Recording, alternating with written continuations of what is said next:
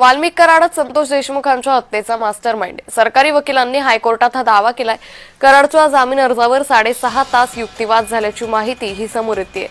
त्यामुळे मस्साजोगचे दिवंगत सरपंच संतोष देशमुख यांच्या मृत्यूला 1 वर्ष 9 डिसेंबरला पूर्ण झाला आणि त्यानंतर वाल्मिक कराडच देशमुखांच्या हत्येचा मास्टरमाइंड असल्याचा युक्तिवाद करण्यात आला।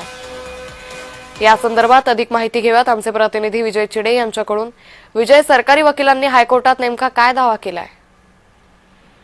नक्कीच जर पाहिलं की जर संतोष देशमुख यांच्या हत्येला आता 1 वर्ष पूर्ण झालेलं आहे। या बाबतीत काल हायकोर्टामध्ये देखील सुनावणी जी आहे पडल्याची पाहायला मिळाली होती। यामध्ये आरोपीच्या वकिलाकडून जे आहे ते आता पाहिलं तर जे संतोष देशमुख यांच्या संबंधित जे पुरावे सादर करण्यात आलेले इलेक्ट्रॉनिक जे एव्हिडन्स देण्यात आलेले ते एव्हिडन्स आमच्यापर्यंत दिले नाही असं त्यांनी दिलेलं आहे। त्याचबरोबर दोषमुक्तीचा अर्ज जो आहे तो देखील आरोपीच्या वकिलाकडून हायकोर्टामध्ये आणि बीडच्या विशेष कोर्टामध्ये सादर करण्यात आला होता। मात्र हा अर्ज देखील त्या फेटाळाचा पाहायला मिळाला होता आणि त्यानंतर आरोपीच्या वकिलांनी आम्हाला काही दिवसाचा वेळ आणि कालावधी देण्यात यावी अशी मागणी जी आहे ती कोर्टासमोर केल्याची पाहायला मिळाली होती। मात्र उज्ज्वल निकम यांनी संपूर्ण आरोप जे आहे ते फेटाळून लावल्याचं पाहायला मिळत होतं। कारण संतोष देशमुख यांच्या हत्येतील जे साक्षीदार आहेत ते साक्षीदार फोडण्याचं काम जे आहे ते आरोपीकडून होऊ शकतं असं त्यांच्याकडून सांगण्यात आलेलं आहे।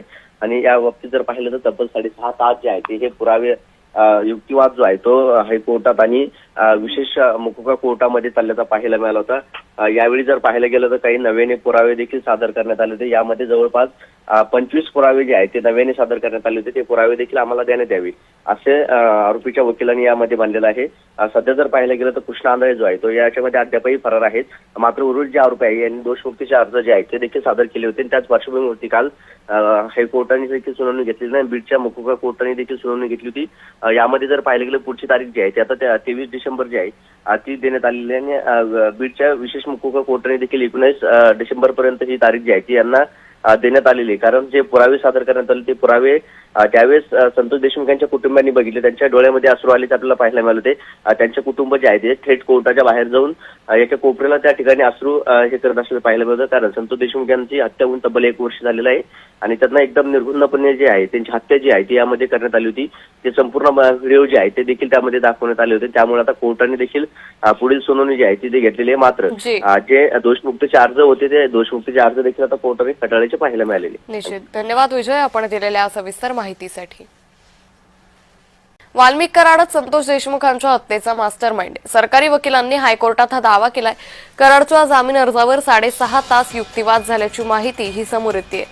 त्यामुळे मस्साजोगचे दिवंगत सरपंच संतोष देशमुख यांच्या मृत्यूला 1 वर्ष 9 डिसेंबरला पूर्ण झाला आणि त्यानंतर वाल्मिक कराडच देशमुखांच्या हत्येचा मास्टरमाइंड असल्याचा युक्तिवाद करण्यात आलाय।